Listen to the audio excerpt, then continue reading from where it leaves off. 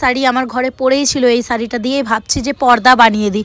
যেই ভাবা সেই কাজ, সঙ্গে সঙ্গ শাড়িটা দুভাগ করে কেটে নিলাম, দুটো দুটো পার্ট আলাদা করে দিলাম। অনেক বড় শাড়ি তো, অত বড় পর্দা লাগবে না, তাই দুটো ভাগ করে দিলাম। তো একটা পর্দা সেলাই করা হয়ে গেল, আর একটা পর্দা সেলাই করা বাকি রয়েছে। আর এই যে দেখো অনেকটাই বড় হয়েছিল, আর নিচের দিকটা আমি একটু কাপড় কেটেও দিয়েছিলাম, কিন্তু কালকে আমি ভিডিও করতে পারিনি কারণ মনটা অন্যদিকে ছিল কালকে আমার, তাই ভালো করে ভিডিওগুলো তোমাদের সাথে শেয়ার করতে পারলাম না।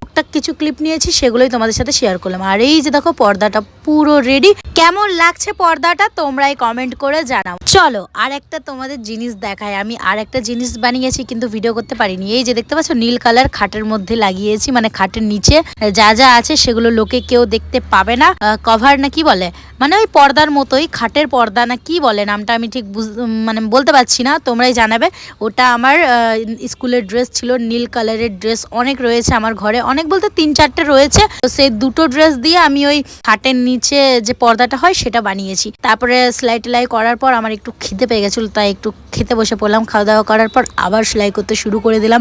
অনেকদিন ধরে ভাবছিলাম পাপোশ বানাবো, তো আজকে পাপোশটাই বানাতে বসে পড়লাম। জানি না কেমন কি হবে, আর যদি কোনো রকম কোনো কিছু ভুল হয় তাহলে তোমরাই একটুখানি জানিও কিভাবে কি ঠিক করতে হবে। তো দেখো নীল কালার ড্রেসের একটুখানি কাপড় বেঁচে ছিল, তো সাইডে আমি নীল কালারের কাপড়টা দিলাম। দেওয়ার পর সেলাই করার পর সে কাপড়টা এক্সট্রা ছিল সেটাও কেটে দিলাম। আর আগের দিন আমি সিম্মির বাড়িতে গেছিলাম, সোয়েটার পরে যেতে ভুলে গেছি, আর পদ্মার অনেক ঠান্ডা লাগছিল, তো পদ্মাকে সিম্মির বোন একটা সোয়েটার দিয়েছে, আর সেই সোয়েটারটা জানো কেটে দিয়েছে আমার বাড়িতে ইঁদুরে। তো সেই সোয়েটারটা তো আর তার বোন দেওয়া যাবে না, তো ভাবলাম সেই সোয়েটারটা দিয়েই পাপোশটা বানিয়ে নিই। তো জানো আমি টেনে টেনে সেলাই করেছিলাম, তাই এটা মুড়ে মুড়ে যাচ্ছে। তো এবার কি করে কি ঠিক করব, সেলাইটাও খুলতে ইচ্ছা করছে না। তো ভাবলাম যে চলো ঘুরিয়ে পরে সেলাইটা আবার করে দিই। দেখো কেমন হয়েছে, মোটামুটি হয়েছে, খুব একটা আহামরি হয়নি, যেটা আমি ভেবেছিলাম হবে সেরকমটা হয়নি। আর এটা না গেঞ্জি কাপড় তো টান টান করে সেলাই করছি, আর আমিও ভুলভাল সেলাই করে দিয়েছিলাম। যাই হোক সেলাই টেলাই করার পর খেতে বসে পড়ে রাত 12:30টার সময় আমি খেতে বসে পড়েছিলাম। যাই হোক তারপরের দিন বিকালবেলায় আমি আবার ভিডিওটা শুরু করলাম। আর এই যে স্কুলের ড্রেস দিয়ে আমি খাটের